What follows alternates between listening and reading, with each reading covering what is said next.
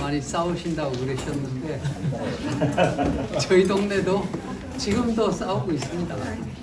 지금도 싸우고 있고요. 그래서 사실 이제 제가 마크 트웨인이라는, 여러분들 소설가 아시죠? 마크 트웨인이 이렇게 얘기를 했어요. 좋은 사람은 우리를 행복하게 만들고요. 나쁜 사람은 우리의 경험을 넓혀줍니다. 그리고 최상의 인간은 우리에게 추억을 만들어주고요. 또 살다 보면은 최악의 인간들이 있습니다. 최악의 인간들은 우리를 사회적으로 학습시킵니다. 그래서 비방하지 마라, 이렇게 마크 트웨인이 얘기했습니다. 그러니까 다 인간들이 존재하는 이유가 있으니까 같이 이렇게 제가 오늘 이제 강의 주제는 사회적 협력입니다. 어떻게 하면은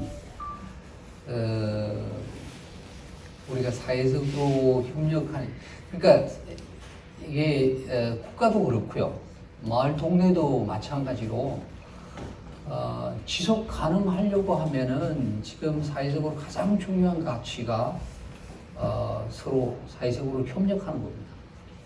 협력해야지. 그러니까 지금 우리가 저출산 고령화 사회를 맞고 있다고 그러는데, 아니면 환경 문제가 발생하고 있다, 모든 게 저희들이 코로나 19 맞았을 때 기본적으로 저희들이 마스크 잘 쓰고 협력해가지고 굉장히 적게 죽으면서도 많은 사람들이 덜 다치면서도 실제로 경제 성장을 다른 나라도 잘했거든요. 협력입니다, 기본적으로. 그러니까 코로나가 그런 걸 가장 잘 보여줬다고 생각이 들고요. 그래서 마을 단위에서 그러면은 협력하려고 그러면은 어떻게 해야 되느냐. 제가 마을의 에피소드나 이런 걸 담아서 여러분들에게 좀 설명을 드리겠습니다.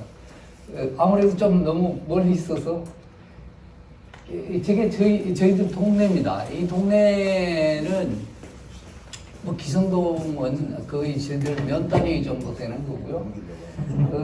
이 동네는 전체 다 하면 한 125가구 정도 되고요. 한 225명의 주민들이 살고 있습니다.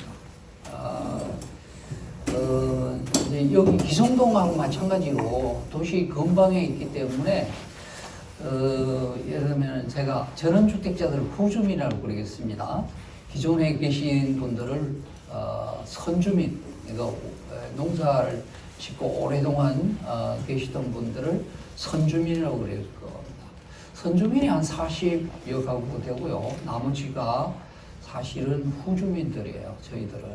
그러니까 제가 한 20년 정도 전에 들어갔는데요. 그때만 해도, 제가 19년 차입니다. 지금 19년 차인데, 그때만 해도 사실은 절반이었어요. 근데 지금 현재로서는 후주민들이 더 많습니다. 후주민들이 더 많고요. 선생님들 사실은 이렇게 도시 근교에 있는 동네들은요, 여러분들 스위스를 뒤져봐도, 영국을 뒤져봐도, 아니면 독일을 뒤져봐도 오히려 인구가 늘어날 가능성이 높습니다. 보시기 바랍니다. 지금은 아직 유출되는 인구가 더 많은 편이에요. 근데 유입되는 인구가, 사회적 이동하는 인구가 조금 적은 편이거든요. 자연 출산하고. 자, 세 가지잖아요. 유입되는 인구, 나가는 인구, 그 다음에 소위 자연 소멸하는 인구. 이렇게 봤을 때 자연 소멸하는 인구가 많고, 유출하는 인구가, 유입되는 인구가 더 많아서 사실은 조금 줄고 있는데, 사실은 저희 마을 같은 경우는 이미 인구가 늘고 있는 마을이에요. 굉장히 급격하게 늘고 있는. 이게 기성동도 마찬가지로 이 하심리의 사례를 따라올 거라고 봅니다. 제가 말하자면은 유럽에 이런 위치에 있는 소위 말하자면 커뮤니티 많이 공부를 해보니까 지난해 인구 한 150년 내지 200년 인구 패턴이 있어요. 틀림없이 늘 가능성이 높습니다. 그래서 저희 마을 땅값 올라가고 있습니다. 조금입니다.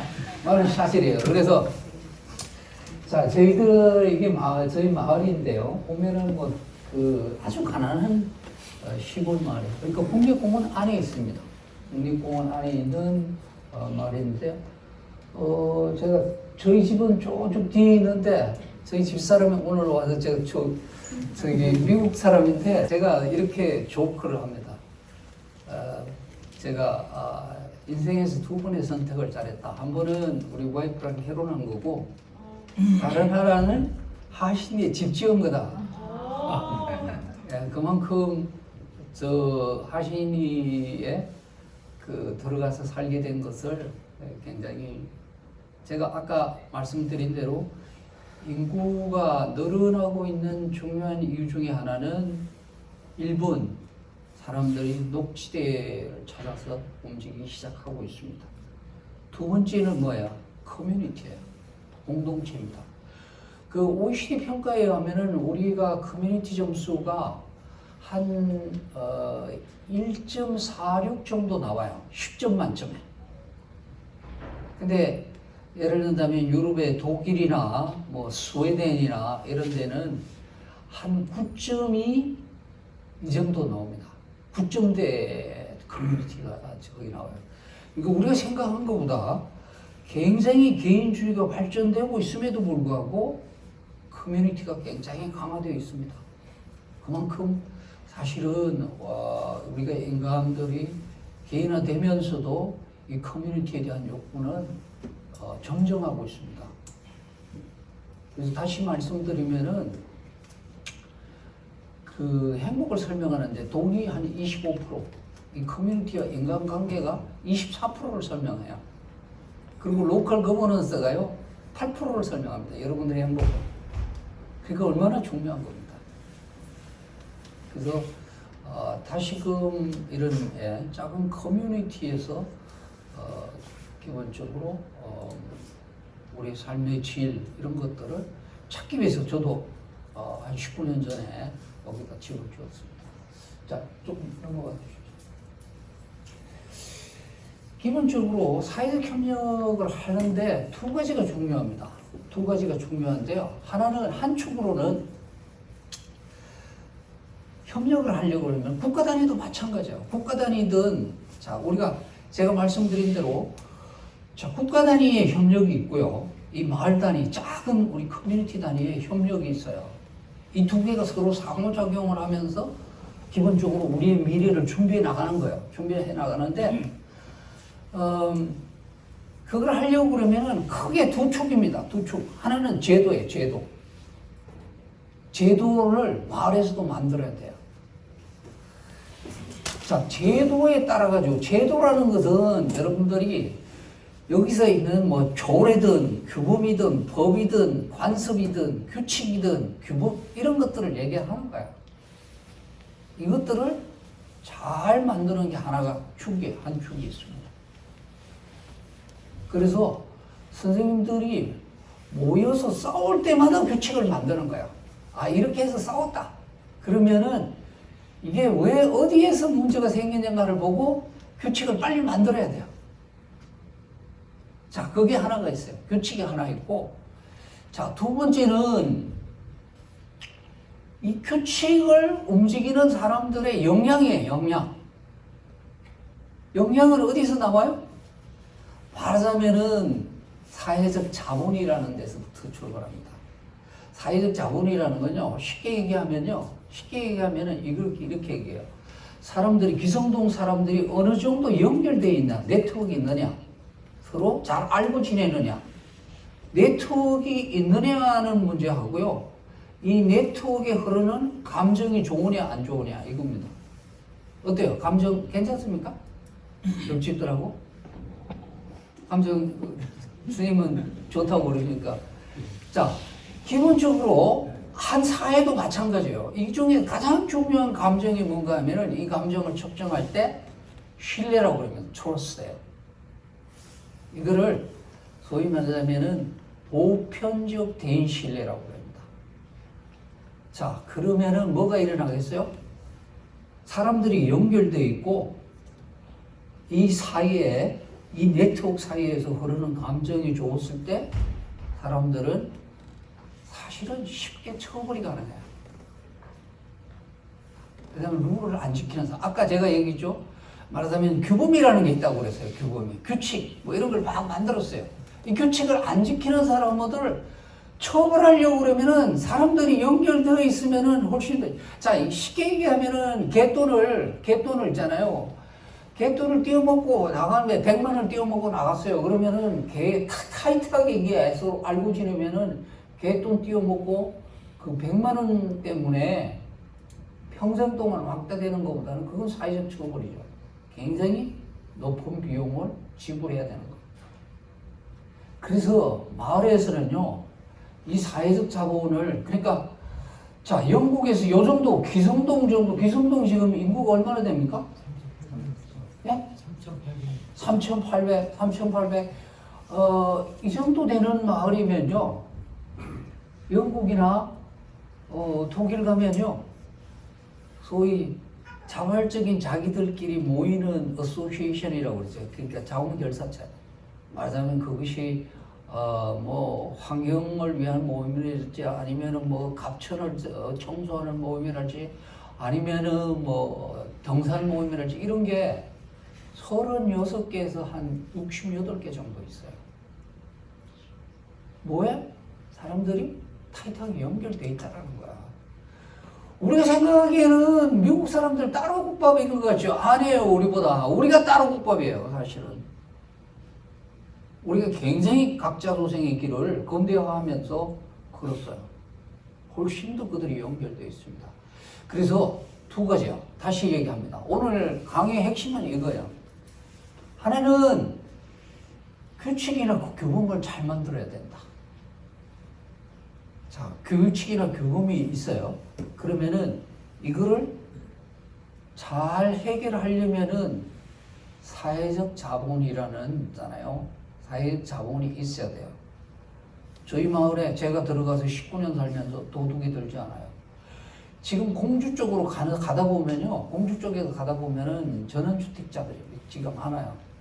도둑이 덜 걸어요. 왜 그런 줄 아세요? 사회적 자본이 많으면요. 서로 사람들이 모니터링 해줘요. 도둑은 어디 들어요? 도둑이나 강도는요? 익명성이에요. 익명성. 잘 모를 때. 저 사람이 누군지 모를 때. 그리고 대전 시내에서 도둑이, 예를 들면 범죄가 가장 많은 데가 어딘 줄 아세요? 범죄가 어디가 많아요? 범죄 지도. 어디가 익명성을 놓겠어요? 천안이 있잖아요. 범죄율이 굉장히 높아요. 왜요?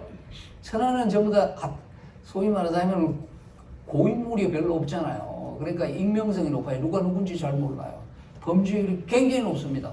천안이요. 대전에서 가장 높은 데가 말하자면 버스터미널, 고속버스 터미널 있는 쪽이에요. 그 일대에 가장 범죄율이 이런 것처럼 기본적으로 우리 마을 사람들이 연결되어 있어야 된다는 겁니다. 자, 넘겨주세요. 자, 그래서 제가 하려고 하는 것은, 이제, 자, 궁극적인 목표는 여기에 있어야지, 그 다음에는 뭐를 해요? 자, 하나는 규칙이고, 하나는 사람들이 연결되어 있어야 됩니다. 사회적 자본이 있어요. 그리고, 자, 우리가 이제 소위 말하자면은 기성동에서 오랫동안 살 거란 말이에요. 여기서 게임을 하려고 그러면은요, 쉽게 이 감정이 엄청 중요한 자산이에요. 사람들 사이에 서로 우정과 애정을 가지고 이 커뮤니티에 사는 것이 굉장히 중요한, 신뢰하고 이런 것이 가장 중요한 자산인데, 이것들을 해나가는데 서로 모든 사람이 뭐 어떤 관점에서 해야 된다고요? 게임을 어떤 식으로 해야 되는가 하면 장기적인 관점에서 게임을 해야 돼요. 자, 요만한 이익이 있더라고요, 또요. 자, 우리가 못 배운 것 중에 하나가 지금 근대화를 하면서 우리 한국 사회가 굉장히 단기적인 이익들을 전부 추구했어요. 기본적으로 우리가 좋은 감정, 커뮤니티에서 좋은 사람들 사이의 신뢰를, 높은 신뢰를 갖기 위해서는 기본적으로 단기적으로 자기 이익을 극대화하는 전략을 쓰면 안 돼요. 개인들이요. 어떻게 해야 된다고요? 장기적인 관점에서. 우리 개인들은요, 전부 다 이기적이에요. 기본적으로 우리는 이기적입니다.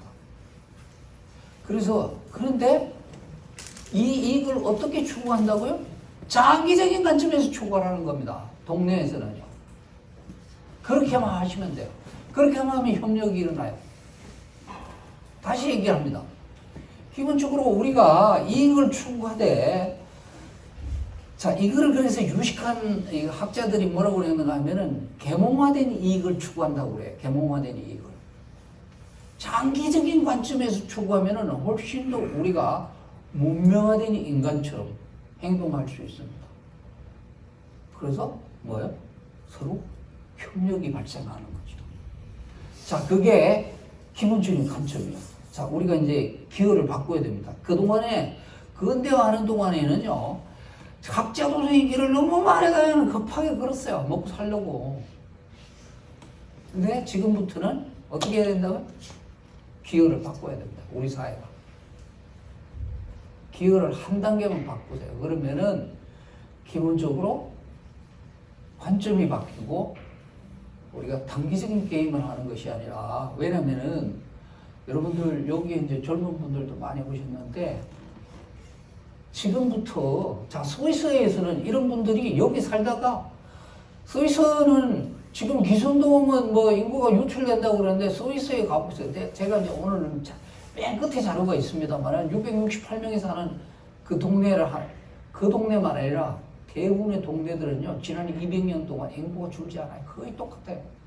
48명이 있으면 48명이에요. 668명? 오히려 말하자면 이런 동네에는 지금 스위스에서는 늘어나고 있어요, 인구가. 이분들이 돌아와요. 이분들이 돌아와요. 다 나갔다가 다 돌아옵니다. 왜냐하면은 선생님들 그런 거 아니에요. 저도 사실은 잠이 안 오고 이럴 때요.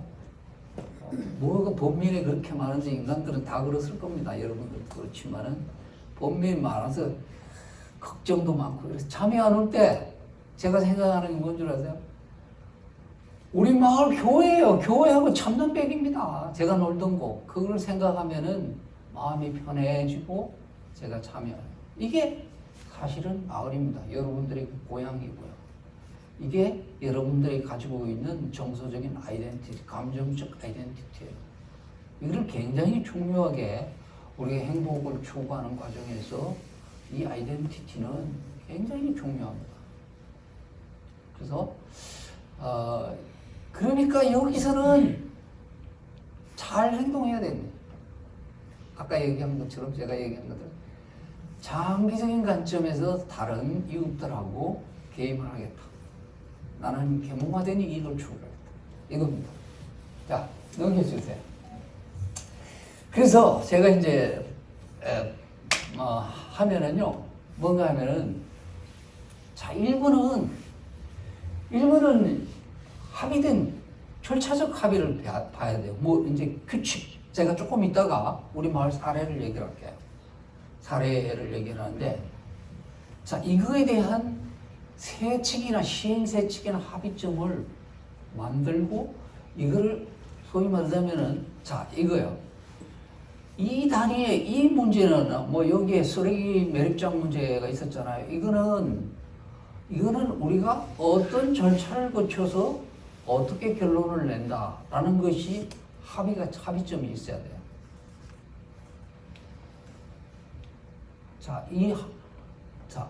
여기에서 중요한 것 중에 하나가요. 마을에서는요, 쉽게 너무 결론을 일찍 내려고 그러면 안 돼요. 자, 마을에서 우리가 한국 사람들이 익숙한 게 뭐예요? 상대적 다수주의예요. 한 표만 더 얻으면 다 먹어요. 성자 독식 제도입니다. 근데 자, 여기에서 토론 한 번 하고 투표를 해가지고 51대 49가 나왔다고 그래요. 51표 나온 쪽으로 사업을 하면 안 돼요, 그거는 마을을 두동강 내는 행위입니다. 언제까지 기다려야 된다고요? 언제까지 기다리는가 하면은 또 토론하다 보면요, 한쪽으로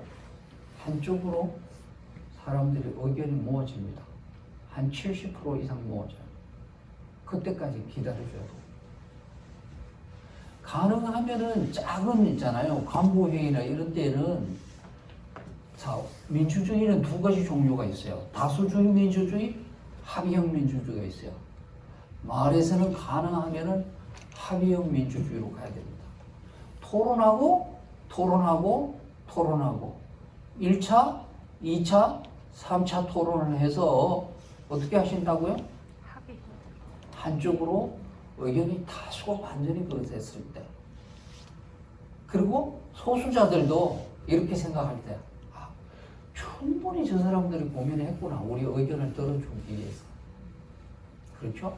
충분히 저 사람들이 우리 의견을 들어줬구나 라고 생각할 때까지 가서 결론을 내야 됩니다. 쉽게 내면 안 돼요. 그래서 그런 규칙을 제정하는 것은 굉장히 중요한 거고요. 그 다음에는, 자, 아까 말하자면은 제가 갯돈을 누가 떼먹고 도망갔을 때, 제가 이제 오늘 분필이 있으면 이걸 설명할 때는 사회학적으로 말하자면, 자, 이게 탁탁 이렇게 연결되어 있잖아요. 자, 기본적으로 약속을 해야 되는데, 약속을 하고, 그래서 이 규칙의 위반자들 있잖아요. 약속을 말하면 어떻게 강제하든지 세 가지 방법이 있습니다. 강제하든지, 설득을 하든지, 아니면은 동기부여를 하든지, 이 세 가지. 전부 다 정부가 하고 있는 거는 여러분들한테 하는 건 똑같아요. 한편에 정치라는 게 여러분들을 설득하거나 아니면 동기부여해서 따라오게끔 하든지 아니면은 기본 법적으로 강제하는 거죠. 자, 그런 게, 자, 기성동 안에는 사실은 정부가 없어요. 정부가 없는 상황을 얘기하는 거예요, 제가. 정부가 있으면은, 정부가 있다라는 거는요, 여기 기성동, 이거는 사무소예요, 사무소. 정부가 있는 게 아닙니다. 규칙을. 여기서 말하자면은, 조례를 제정할 수 있는 게 아니잖아요. 그러니까,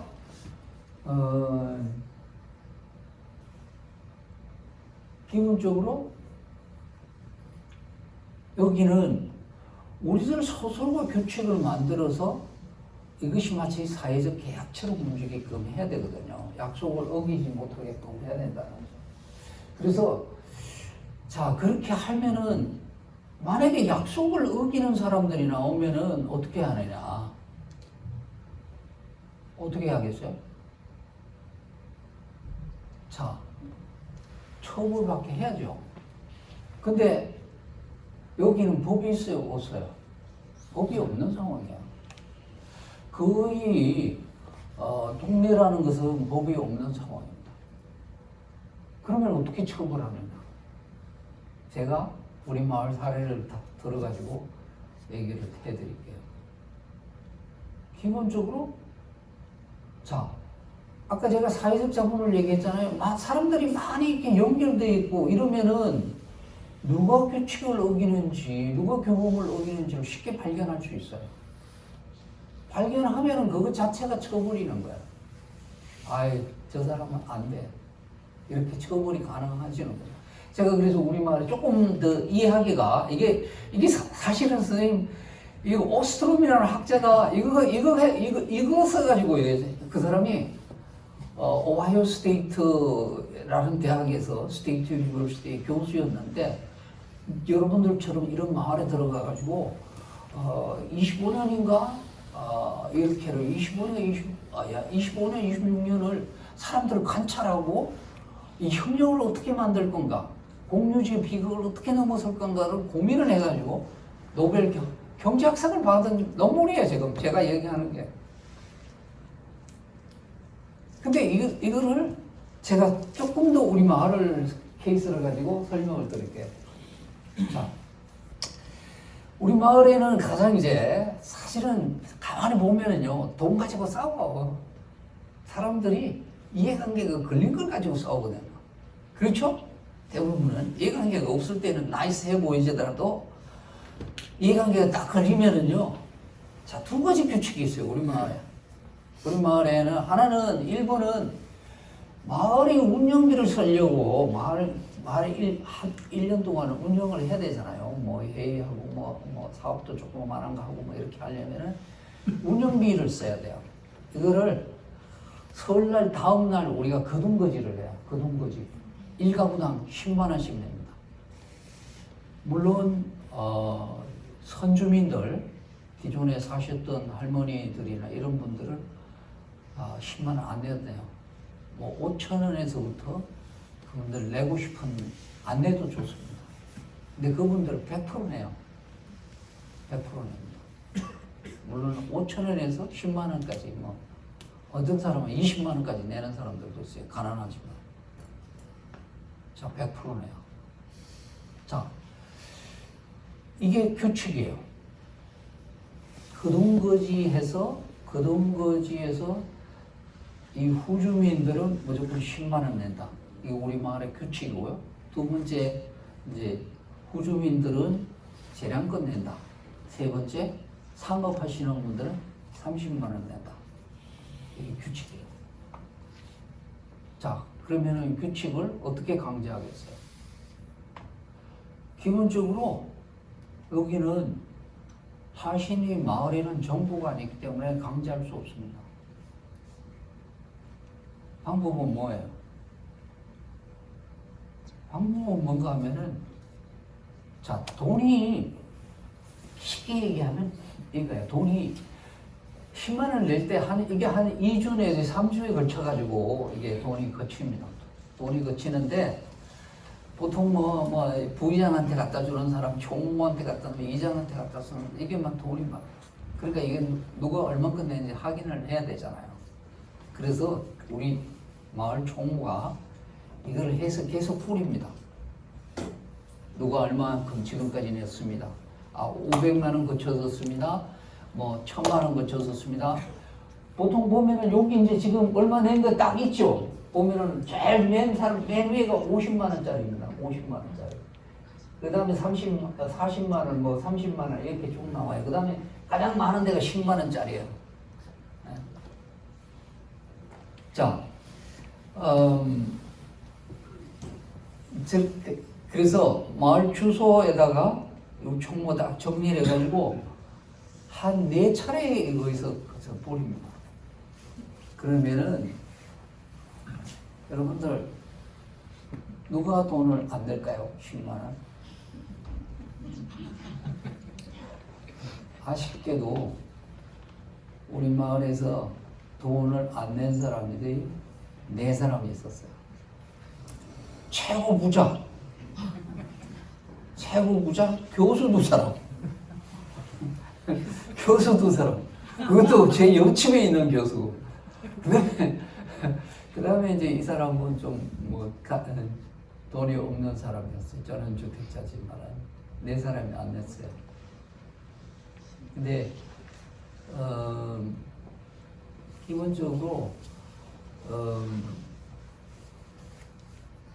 결국에서는 이제 그 총무한테 한 번 더 뿌리라고 그랬어요. 한 번 더 뿌리라. 5번을 뿌렸어요. 그러니까 2사람만 남았더라고요. 제일 부자하고 교수 한 사람. 기본적으로 그분들은 마을에서 발언권이 없어요. 그렇죠? 이게 사회적 처벌이에요. 기본적으로. 자, 왜냐면은, 자, 아까 오스론 교수가 얘기한 것처럼 모든 사람이 정보를 공유해야 돼요. 사회적으로 협력을 만드는, 이거는 규범이 됐어요, 지금은. 다 내요. 지금은 다 냅니다. 10만 원씩 다 내는데 최고 부자도 내요 이제는. 제가 이장을 할 때 이거를 강제를 했거든요. 그러니까 굉장히 기분 나빠했지만은 사람들이 따라오고 제가 이장을 그만두니까 그 제 부자도 이제 내요. 새로 이장 들어서니까. 네 있을 때는 절대 못 낸다. 안 내다가 안 내요.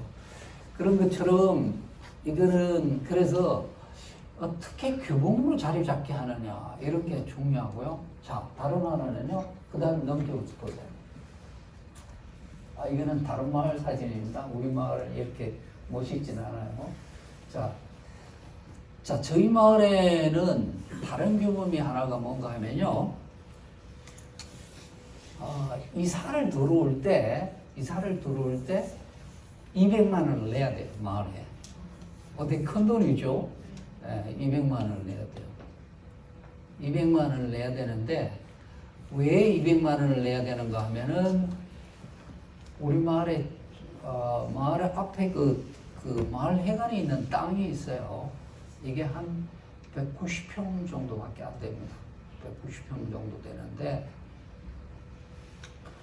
자, 스님들, 세계 어느 마을에 가도 공유자산은 있습니다. 여러분들, 솔직히 구청에 가면 구청에 공유자산이 있고요. 대전시에 공유자산이 있잖아요. 우리가 공동으로 받아들이면 다 그거는 어떤 사람들 거기 공산주의라고, 그러면 그것만큼은 공산주의예요. 어떤 면에서. 그렇죠? 재산을 같이 갖는 거예요. 모든 마을들은 공동 자산을 가지고 있어요. 우리 마을은 100만 평 가지고 있는데, 정과 19범이 그 마을 이장 15년 하면서 다 팔아먹었어요. 그래서 그게 없어질 뿐이에요. 우리 옆에 마을은 지금 35만 평이 있어요. 기존에 42만 평을 산림청에 팔아가지고 35억을 받아서 그거를 죄송합니다. 이게 일본 말이 자꾸 나오네. 뽕빠에 있잖아요. 이게 나눠 갖는 과정에서 죽으라고 싸웠어요. 자, 제가 이장할 때 첫 번째로 들어오는 사람들한테 200만 원 총회 의결 사항입니다. 자, 그래서 누구가 왜 어떻게 돈을 그만큼 내야 되는지의 논리는 뭔가 하면은 공유자산에 지금 마을에 공유자산이 있으면은 마을 사람이 이사 들어오자마자 이 공유자산에 숟가락을 얹을 수 있는 거하고 마찬가지입니다. 그러면은 이 공유자산에 숟가락을 얹으려고 그러면은 최소한도 우리 마을의 땅이 한 평에 200만 원이에요. 한 평을 기부하세요. 그래서 200만 원. 한 평 값입니다. 한 평 값이 올라가면은 더 내야 돼요. 그래서 그것을 규정해야 했어요. 이사 갈 때는 줘요? 안 줘요. 이사 가면 안 줘요. 좀 부당합니까? 이사 가지 말라고. 이사 가면 안 줘요. 그러니까 뭐 자연 소멸에도 안 주고요. 그러니까 거기서 사시다가 돌아가셔도 그것을 자식들한테 주는 건 없고요. 근데 스님들 이게 어느 정도 인기가 있면 스위스에서는요 공유자산에 숟가락을 얹을 수 있는 주민이 있고요 못 얹는 주민이 있어요. 그걸 구분합니다. 그래서 공유자산에 대한 공유자산을 어떻게 쓸 건가를 투표를 할 때 이 투표권이 없어요. 기본적으로. 근데 저희들은 무조건 모든 사람 지금 현재로서는 이거를 어긴 사람은 없어요. 왜 그렇겠어요? 이사 들어올 때는 일단은 마을 사람들한테 잘 보여야 되거든요. 그리고 이상이 상당한 정도 소위 말하면 안정이 행사할 수 있어요. 그러니까 사실은 지금까지 어긴 사람 2019년도부터 돈을 걷었는데 그 전에 이제 이장들이 잘못해가지고 돈이 있는 걸 다 쓰고 쫓겨났어요. 그 사람은 지금 세종시 어디 가서 살고 있는데 그래서 제로였는데 제가 이장 끝날 때 제 통장에 얼마나 8,900만 원이니까 넘겨줬어요. 3년 만에.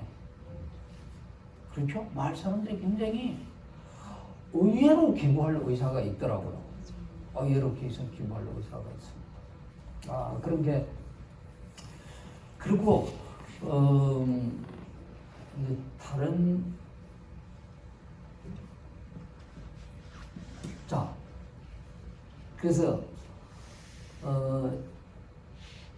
이 규칙을 말하자면은 자 문제는 이거예요. 지금 이제 우리 마을에서 가장 큰 문제가 되는 것 중에 하나는 이 땅을 이 190평이 합의 형태로 소유가 되어 있어요. 그래서 16명의 명의로 되어 있었어요. 근데 도장을 다 찍었어요. 다른 사람들. 한 사람은 아직까지 안 찍었어요. 그러면은 우리가 5억을 못 받아요.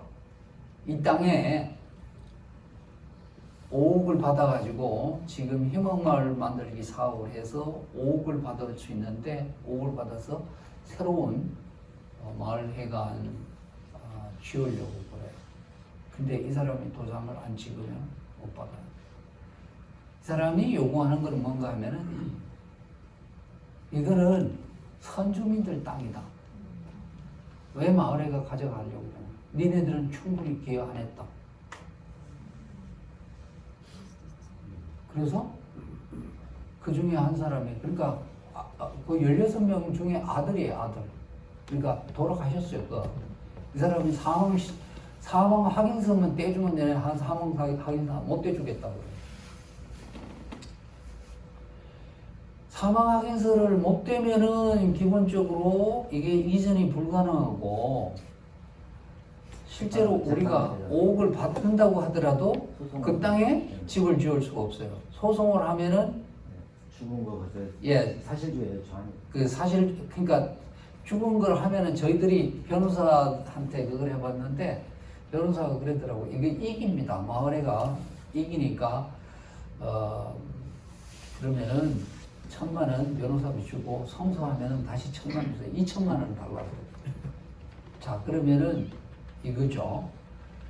이 사람하고 어떻게 합리적인 거래를 할 것인가? 아니면은 마을 돈 2,000만 원을 소모할 것인가? 또 이 사람을 재판정에 가져갔을 때 마을 분들이 기존 선주민들이 마을회가 재판정에 가져가는 것을 좋아하겠습니까? 그 사람 편을 들어요. 그러면은 또다시 뭐예요? 선주민, 후주민이 나눠질 거예요. 딜레마죠.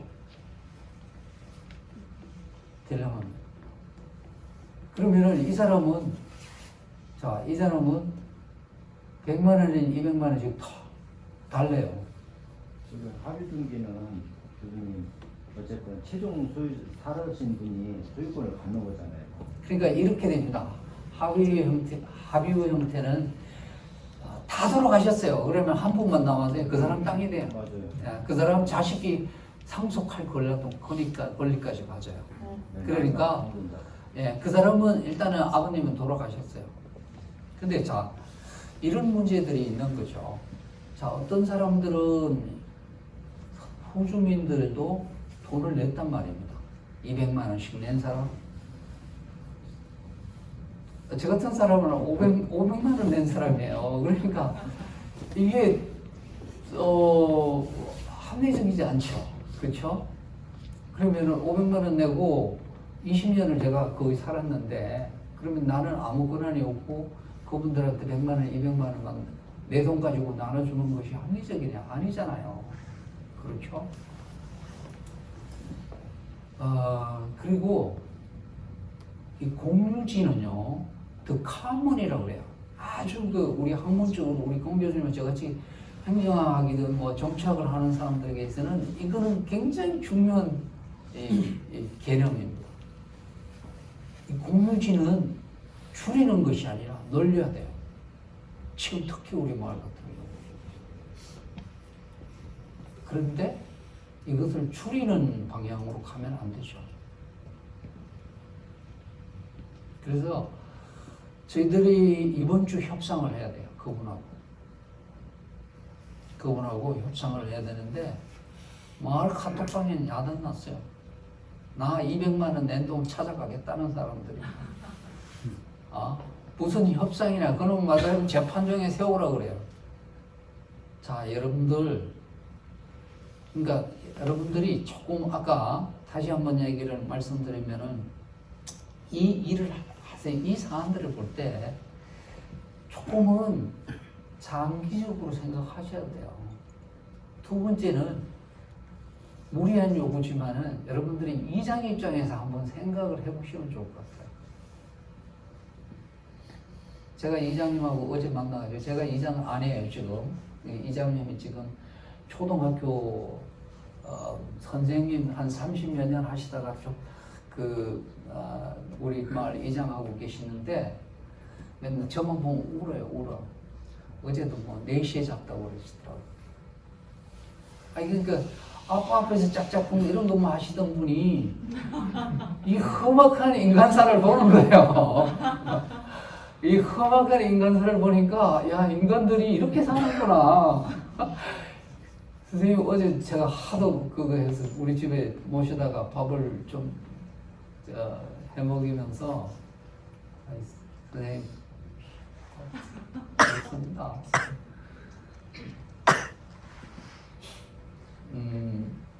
자, 그래서 여러분들이 한 번쯤은 이제 어떤 중대한 결정이나 이런 것이 있을 때 책임자 입장에서 한번 생각을 해주시면 좋겠어요. 하나는 장기적인 관점에서 얘기를 하게 되고, 이장이나 통장이든 이게 책임을 가지고 있는, 말을 책임지고 있는 사람 입장에서는 이 문제를 어떤 고민을 할까. 그래서 우리 마을에는 막 지금 카톡방에 야단 났어요. 제가 내놓은 안은 이거예요. 마을을 법인격으로 바꾸고 마을에 이사회를 만들어서 자산관리위원회를 만들어서 후주민하고 선주민들이 공동으로 자산관리를 한다. 그리고 후주민들도 장기적으로 지금 한 1억 2천 정도 있습니다. 저희들이 장기적으로 이 자산에 더 많이 기여하도록 한다 라는 것이 제 안이에요. 협상을 한번 성공하면 내가 다시 한번 기성동에 와가지고 강의를 하겠습니다. 자, 넘어가세요. 자, 이게 이 양반입니다. 공유지의 비극을 넘어서. 자, 제가 이게 파워포인트가 있으면은 선생님 맨 끝으로 한번 가보세요. 계속 넘어가 보세요. 계속 넘어가세요. 계속 넘어가시고요. 제가 계속 넘어가세요. 잠깐만, 야, 아까 소나무인데 거기를 좀 보여. 이게 공유지입니다. 여기 영국에서 실제 있었던 일이에요. 400에이커, 한 마을에 400에이커가 목초지가 있었어요. 근데 마을이 100가구가 있는데 여기 목초지에 200마리의 소를 넣을 수 있어요. 자, 마을에 계약 규칙이 없어요. 계약이 없어요. 그러면 마을 사람들이 소를 더 넣겠어요? 안 넣겠어요?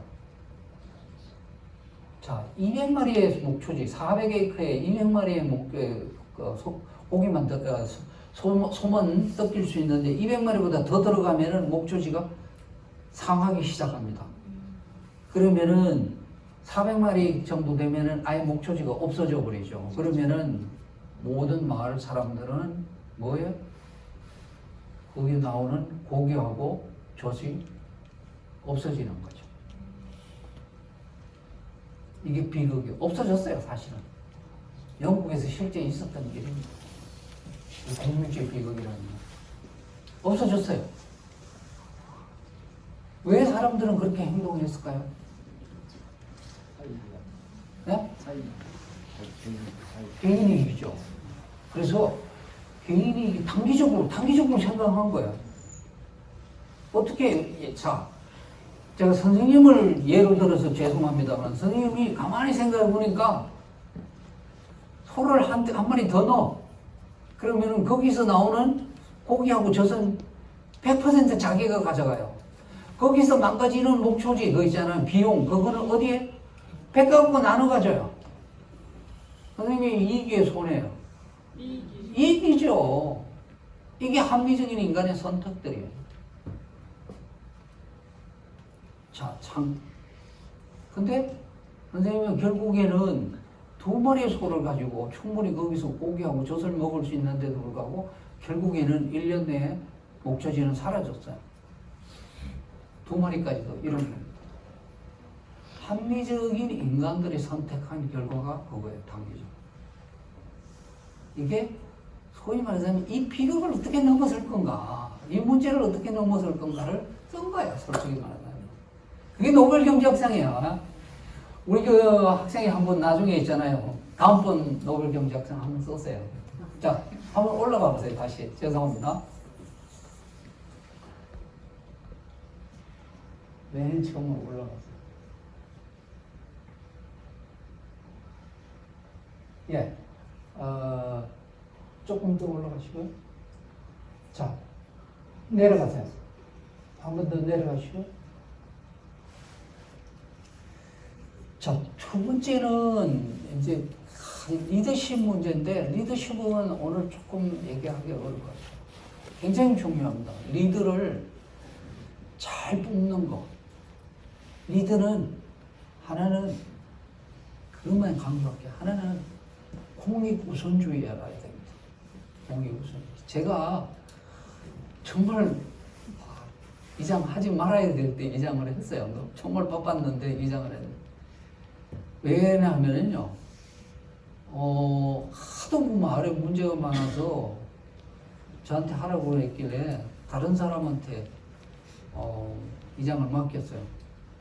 근데 이장 거기에서 이장님이 1억 2천을 받았는데 1억 2천을 받아가지고 자기 집 앞에 도로부터 그 깔아버리고 자기들 정원들을 널려버렸어요. 자, 1번은 제가 집 들어가는 길이 있잖아요. 소라요. 아주 작았는데 이거를 제 돈을 들여가지고도 제 이장 동안에 안 했어요. 오해 살까봐. 이장 끝나고 제 돈 1,000만 원 들여가지고 깔아버렸어요.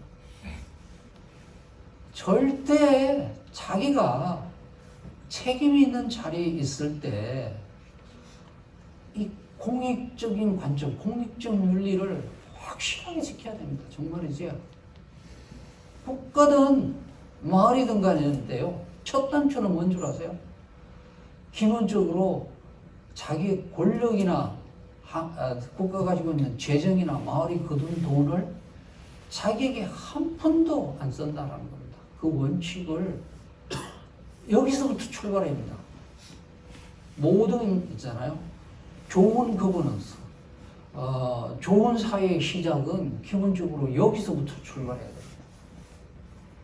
그래서 강한 이 공익적 윤리를 갖는 것이 1번이고요. 두 번째는 민주주의라. 민주주의. 자, 기성동의 유일한 삶의 방식은 민주주의다. 우리가 소위 말하자면 살아가는 유일한 게임의 방식, only game in town이라고 합니다. 영어로. 이 기성동에서 하는 것은, 자, 동네에는요, 장관을 지냈든, 그 사람이 교수를 했든, 의사를 했든, 변호사를 했든, 아무 상관없이 모두가 한 표라는 겁니다. 한 표. 한 표예요, 한 표. 그래서 굉장히 평등주의가 있어야 됩니다. 그리고 이 한 표를 행사할 때 모두가 정보를 가지고 머리를 맞대고 민주주의를 해야 된다. 이 민주주의를, 리더가 이 민주주의를 잘 지켜야 됩니다. 그것만 얘기하고 넘어갈게요. 제가 뭐 다른 얘기도 할 게 많지만은, 이게 돼야지 협력이 일어나요. 리더가 이게 안 되면서 무슨 협력을 얘기해봐야 아무 쓰잘데 없습니다. 아무 쓰잘데 없어요. 정말이지, 신뢰를 했던, 넘어가겠습니다. 자, 세 번째, 이제 제가 얘기하고 싶은 것은 다양성입니다. 자, 자, 이쪽은 이제 전원주택자죠. 이쪽은 이제 저겁니다. 근데 얼만큼 다른 줄 아세요? 굉장히 다릅니다. 자, 더 내려가 보세요. 자, 우리 마을에서요. 마을에서 할머니들이 평상 있잖아요.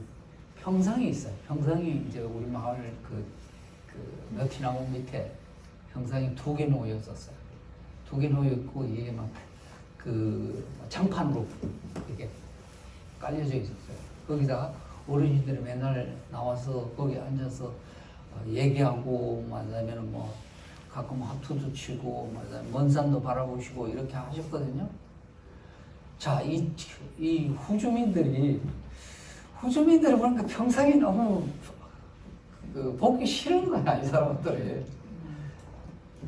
평상이 보기 싫으니까 요거 의자를 만들어 가지고요. 이 의자를 직접 이제 뭐 효용마을 만들기 사업에 선행 사업이라고 있습니다. 그거에서 돈을 받아 가지고 이걸 만들어 가지고 이분들한테 갖다 주면서 평상을 없애자고 그랬어요.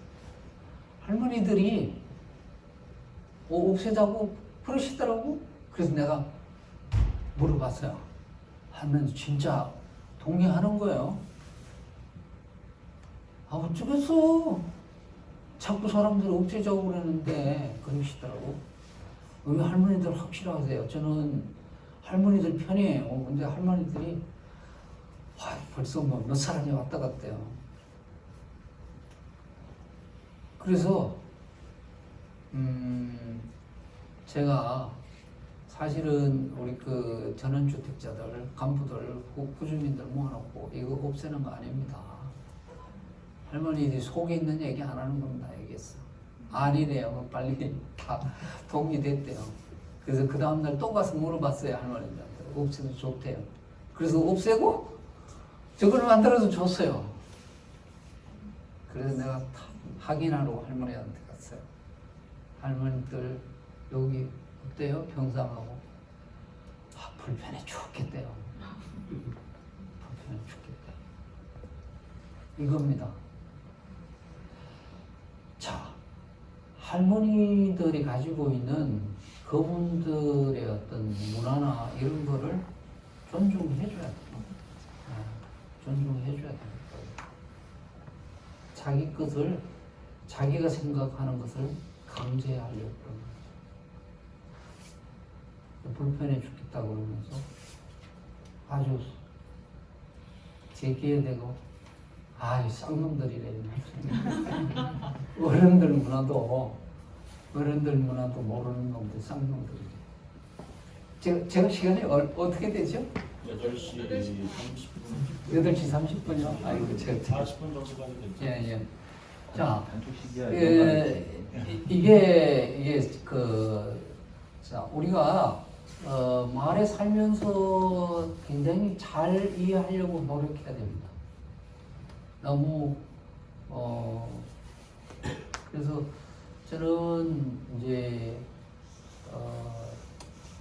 기본적으로 저는 전원주택자들이 나름대로는 사회적 비용을 내야 된다고 봐요. 저희들이 넥타이 메고 자동차 끌고 나갈 때 그분들에게 얼만큼 많은 박탈감을 주겠어요. 그러니까 조금 더 마을에 기부하고 마을에 겸손하고 그런 것들을 해야 된다. 그 다음 하는 거죠. 자, 제가 우리 마을에 있었던 일을 하나 말씀드릴게요. 자, 걔가 까만 개 있어요. 우리 마을에 있는 애. 이 까만 개가 그 닭을 3번을 물어 죽었어요. 3번을 물어 죽였는데 마을에서 회의를 했습니다. 이 개를 어떻게 할 거냐. 개를 규제를 어떻게 하실 거냐. 자, 선생님들 의견이 어떻게 나올까요? 자, 그다음에 어떤 할머니들은 이렇게 이거 보신탕 끓여 먹으면 되지 막 이러더라고. 우리 어린 학생들이 깜짝 놀라겠어요. 자, 학생들 사실은 할머니들은 그래요. 할머니들 문화예요. 제가 거기 동의하는 건 아닙니다. 자, 두 번째 그룹. 두 번째 그룹은 개를 묶어 놓쳐야, 개를. 모든 개는 묶어야 된다. 자, 그 다음에 세 번째 그룹은 개를 묶어서 개를 그렇게 불쌍하게 할 수 있느냐. 아마 우리 학생들은 그럴 거야. 개를 왜 묶고 개도 뛰어놀아야지, 우리처럼. 그게 누군가 하면은 우리 마을에 카이스트 생물학과 교수가 두 분이 있어요. 생물학을 하신 분인가. 그분은요, 묶여져 있는 개들을 있잖아요. 불쌍해가지고 밥을 주러 다녀요. 밤에 몰래. 어떻게 했겠어요? 팽팽합니다. 이 세 개 그룹이 전혀 합의가 안 돼요. 그래서 사실은 세 번 회의를 하고 세 번 제가 모라토리움이라 그러니까 기본적으로 아무 결론도 내지 않습니다. 대신에 실가로 지금 현재가로 개를 맞아 관리 못하는 분은 맞으면은 그 비용은 지불해야 됩니다. 여기까지만 결론을 냈어요. 그만큼 사실은 제 얘기는 다시 얘기하지만은 문화가 이렇게 다른데 현실적으로 가능한 범위 내에서만 결론을 내라는 거예요. 그 이상은 넘어서지 말라는 거예요. 그리고 쉽게 결론을 있잖아요. 내면 안 된다. 그만큼 자, 우리 한국 사회는 굉장히 선생님들 이게 여기 학생들하고 이 어르신들하고 개에 대한 입장 차는 엄청날 거예요. 아마 그러면은 그래서 그런 것들을 잘 이해하시는 게 중요하다. 그래야지 공존하거든요, 우리가. 개 주인은 뭐라고? 예? 그 검은 개의 주인은 뭐라고? 그 문제 그 주인은 어차피 저거는 뭐 실가로 물러주는 거에 대해서는 동의를 하셨어요. 근데 완전히 묶어두지는 않더라고요. 그러니까 그래서 사실은 그 개가 세 번을 물을 죽인 거예요. 사람도 네? 사람을 모르면 그러니까 못 걷더라고. 지금까지 사람을 물은 적은 없어요. 근데 그 코피 풀린 개들이 밤에 한 서너 마리 돌아다니고 있습니다. 얼마나 무섭게 개를 묶어 근데 무는데 처음부터 나 먹이면 안 먹어요. 예, 기본적으로 이것도 아직도 규칙이 못 만들어진 거죠. 그러니까 이런 세세한 규칙들을 만들어야 됩니다. 규칙이 없는 상태에서는 규칙이 있으면 쉽게 합의가 이루어지죠. 지금 저도 그 회의를 하면서 빨리 규칙을 만들어야 하고 메모는 다 해놨었는데 제가 시행착오를 못 만들었어요. 자, 넘어가시겠습니다. 자, 기본적으로 이제 우리가 제대로 살려고 그러면요. 한 30분밖에 안 남아서 좀 빨리 넘어가겠습니다. 자, 거기까지만. 네. 하나는 제가 해보니까요. 우리가 협력을 일으키는 것은 가장 중요한 것 중에 하나가 꿈을 꾸는 거야. 꿈이 있어야 됩니다. 그러면은 지금 현실이 있잖아요.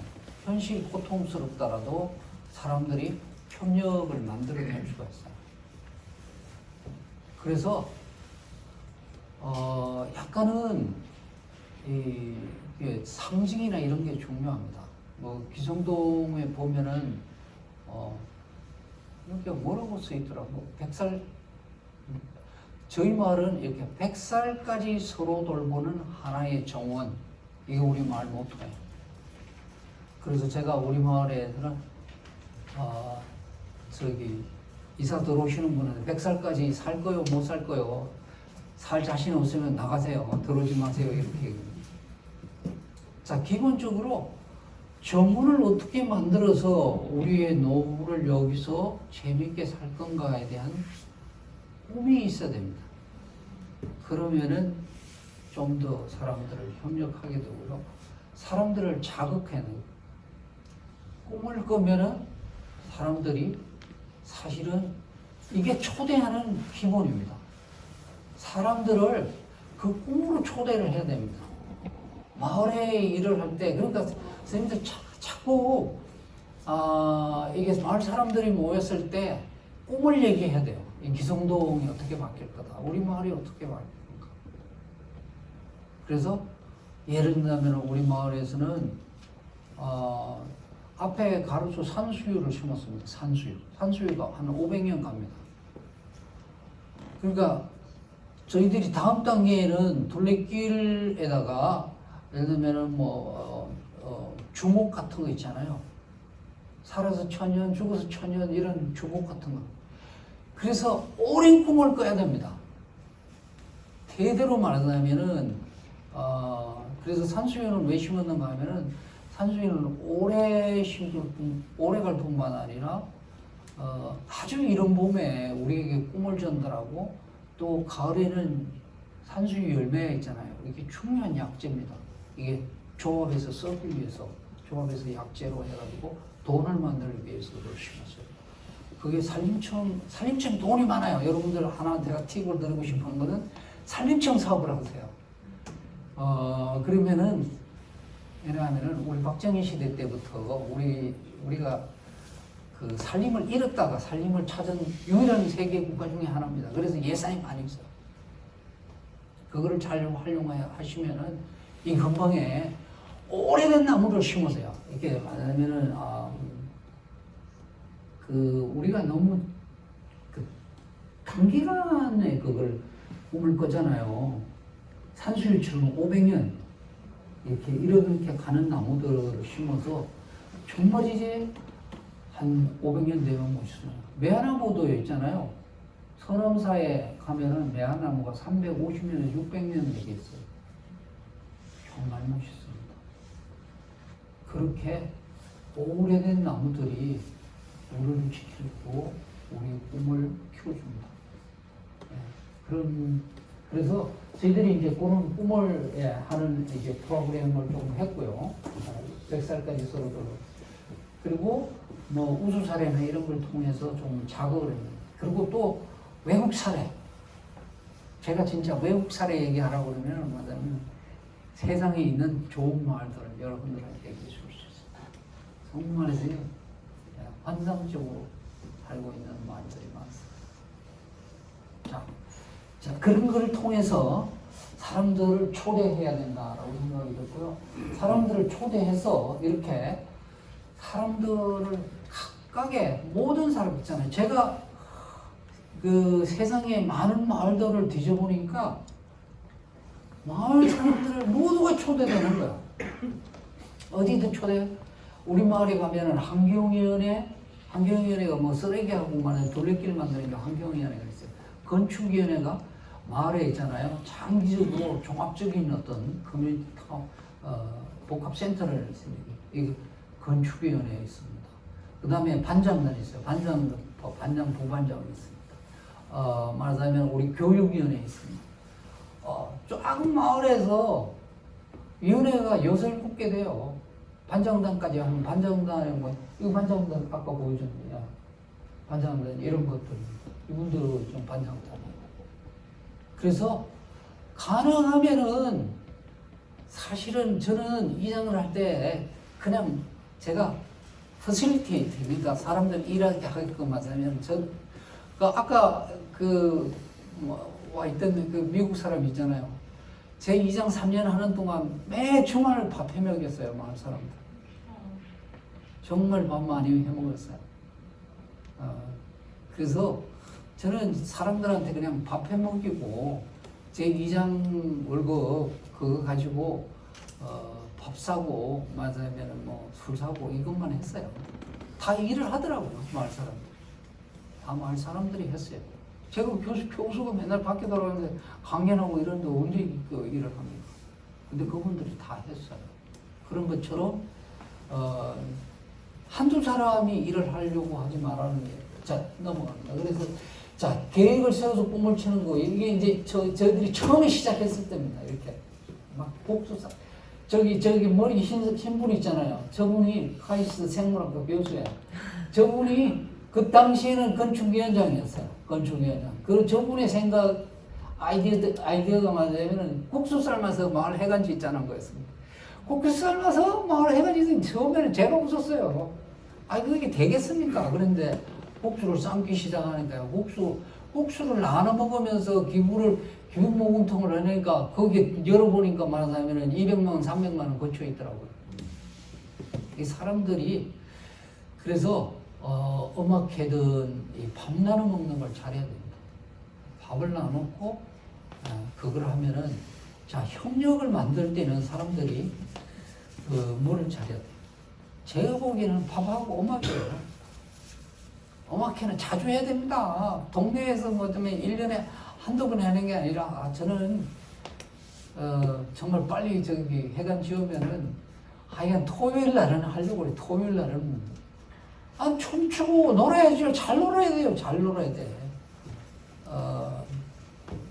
춤추고 잘 놀아야지 사실은 작은 갈등이나 이런 것을 빨리빨리 해소시킬 수 있습니다. 먹는 거하고 그런 걸 좀. 자, 그 다음에 이제 뭐 만든 거는 우리 지금 저희 협동조합 저희들이 그런 걸 잘합니다. 협동조합의 이름 뭔 줄 아세요? 우리 하신이 있잖아요. 달콤하신 협동조합이에요.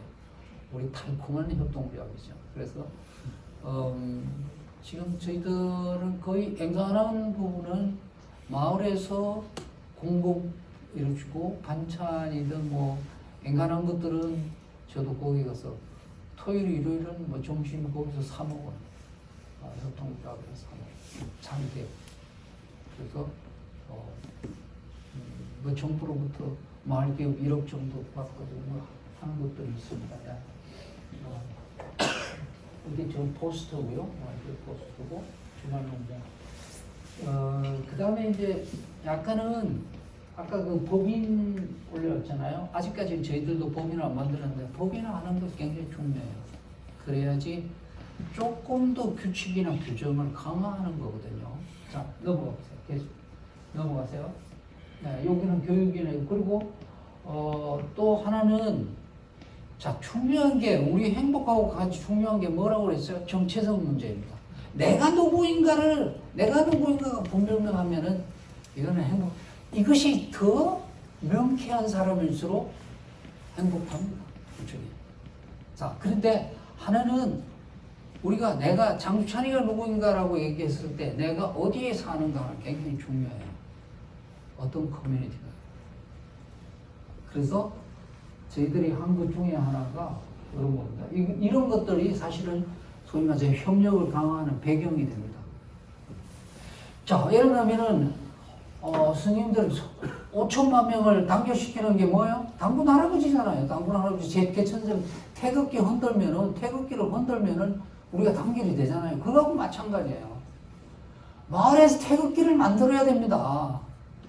제가 예를 자 스님들 기성동에 태극기가 있어야 되고 유럽에 가면 뭐가 있어요? 문장이 있어요. 문장이 없는 동네는 없어요. 옴면이든 개마이든 페리시든 모든 유로에 있는 문장이 있어. 그게 상징이에요. 사람들을 협력하고 단결시키고 솔리데리티, 사람들을 가치 정체성을 갖게끔 하는 것은 그 동네에 있잖아요. 문화와 자기 정체성이에요. 그것들을 소위 말하자면 찾아가기 시작하는 거예요. 지금 우물복은 세 군데 우물복, 방앗간 복원. 그 다음에 넘어가세요. 그 다음에 우리 마을 250년 된 전통의 산신제 있어요. 산신제 합니다. 지금 접니다, 저게. 지금 산신제 저기 은행나무 밑에 산신제 올리는 거예요. 산신제 유래해가지고 떡 만들어가지고 다 뿌립니다. 네. 그 다음에 하시미 마을 역사 지명 찾기를 했어요. 그래서 하시미 1권을 만들었어요. 1권은 뭔가 하면은 하시미의 역사예요. 지명 이게 어떻게 생겼고 이런 것들을 다 찾아내가지고 일권을 만들었고요. 이거는 아직 안 들어갔어요. 이거는 마을 어르신들 한 사람 한 사람이 박물관인데 이 어르신들의 삶의 얘기를 추적해서 써놓은 거예요. 3권은 뭐겠어요? 우리 마을에 같이 살았던 나무들, 식물들, 동물들, 얘들 얘기를 써놓은 거예요. 이 세 가지가 완성되면은 우리 동네는 일단은 우리가 이곳에서 우리 동료 마을 사람들하고 우리가 우리 마을에 살고 있잖아요. 이 동식물들하고 같이 함께 어울려서 사는 곳이나에 대한 어떤 자기 정체성 이런 것들을 가지고 이런 것들이 마을 협력. 자, 넘어가시고요. 제가 자 1번은 이겁니다. 여러분들이 과연 기성동이 이틀 3일 머무르고 싶은 동네가 되느냐 이거야. 이게 핵심적인 과제잖아요. 슬리퍼 존이라 그럽니다. 슬리퍼 끌고 자전거 타고 슬리퍼 끌고 가서 말하자면 차 마시고 슬리퍼 끌고 밥 얻어 먹을 때가 있느냐 없느냐가 여러분들 행복의 관건이에요. 거기서 결론 나는 겁니다. 여러분들이 바르셀로나, 파리 여행 가면 몇 번 가겠습니까? 인생에서. 우리가 참 착각은 물론 있잖아요. 물론 아까 얘기했던 마크 트웨이는 이렇게 해서 우리가 죽음에 침대에 누워서 딱 두 가지를 후회한다 그래요. 하나는 왜 이렇게 적게 사랑했던가. 다른 하나는 왜 우리가 적게 여행했던가. 한국 사람들 여행을 자, 좋습니다. 여행하는 거 좋은데 여행각만 가지고는 사실은 여행을 1년에 20일 이상 하기 어려워요. 행간한 사람들은. 마을은 뭐예요? 365일 중에 345일을 여기서 보내는 거 아닙니까? 자, 그렇게 자, 그러기 위해서는 넘어갔습니다. 가게 협력. 저희들 마을에는 뭐 앵커 스토어도 있고 뭐 이렇게 많이 있어요. 넘어가겠습니다. 넘어가요. 넘어갈까요? 넘어가시고. 자, 여러분들이 왜 협력을 해야 되는가를 요것만 얘기하고 여러분들 질문 받고 끝내겠습니다. 기본적으로 삶의 질을, 자, 한국 사회에서 우리가 필요로 하는 것은, 자, 다른 거는 다 준비됐는데 생활 인프라가 굉장히 약해요. 이게 668명이 사는 DMT겐 시설이에요. 시설에 보면은 체육관도 있고, 말하자면 여기에 잘 수 있는 데도 있고, 공동식탁도 있고, 쉽게 얘기하면은 없는 게 없어요, 실제로. 다들 여기 수영장 그림은 안 나왔습니다만은, 자, 기본적으로 마을에 여러분들 여기에 이제 우리나라가 먹고 살만해서 도서관이나 박물관이나 체육시설이나 미술관이나 뭐 등등을 여러분들에게 보급하기 시작하고 있습니다. 대의실이나 이런 것들 다 보급하기 시작하고 있는데, 이 공공재를 나름대로는 정부 공모사업을 통해서는 뭐를 통해서는 만들어 가야 됩니다. 여기에서. 그런데 이거를 몇몇 사람들의 희생에 의해서 만들어 줄 수가 없어요. 여러분들이 협력하면은 이걸 쉽게 만들 수 있거든요. 쉽시거든. 그러면은 저는 우리 마을도 참 답답해요. 우리 마을에 있잖아요. 제가 땅을 사자고 아니 정부에서 돈을 좀 큰 규모로 가져오려면은 땅이 있어야지 건물을 짓는데 한 뭐 2억 5천짜리 땅이 있어서 그 마을회관 뒤에 붙어 있는 게 있습니다. 이거를 살려면은 100만 원씩만 내면 해결돼요. 이미 우리가 한 1억 2천 가지고 있고요. 자, 기본적으로 공유 자산을 조금만 가지고 있으면은 이 많은 생활 인프라들을 우리가 건설할 수 있는데 마을 사람들 안 해요. 저는 100만 원을 내고 사실은 2천만 원은 절줄 수 있다고 봐요. 근데 사람들이 협력을 안 하는 거죠. 그래서 협력해야 된다는 거예요. 이 인프라를 만드는 과정에서요. 이 인프라를 만드는 과정에서 정부가 100% 해줄 수 없습니다. 여러분들이 10% 정도를 해야 돼요. 90%는 80%는 90%는 정부의 책임이에요. 근데 그거를 하는데 여러분들의 도움이 필요해요. 여러분들의 협력이 필요해요.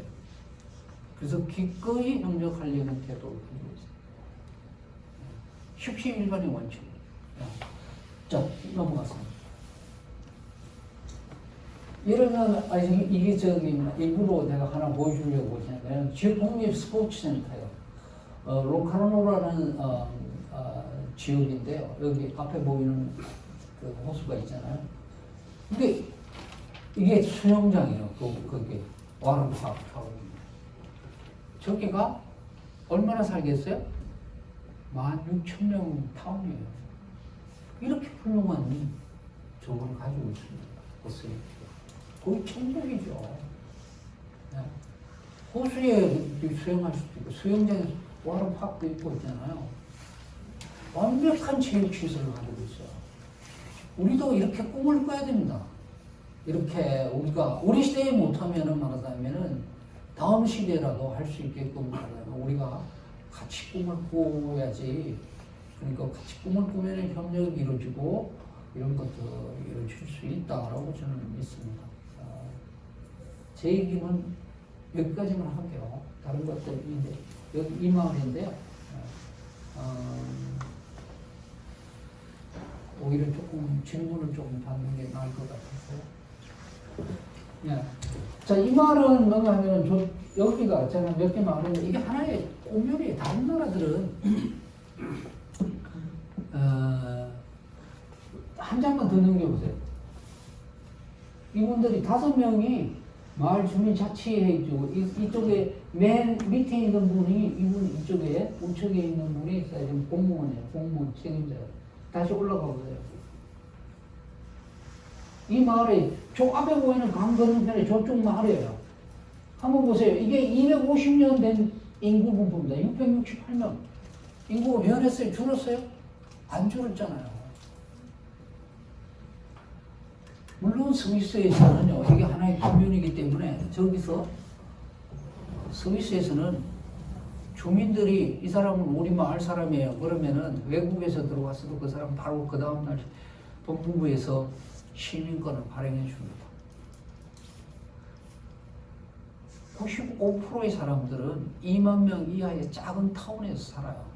우리는 비정상입니다. 왜 서울로 보따리 싸가지고 올라갑니까? 예. 비정상이에요, 그게. 정상은 아닙니다. 그래서, 여러분들이 좀 기성동에서 협력해서 이 타운을 바꾸고 조금 행복하게 살았으면 좋겠습니다. 제 강의는 여기까지 하고 혹시 질문 있으면 질문 바랍니다.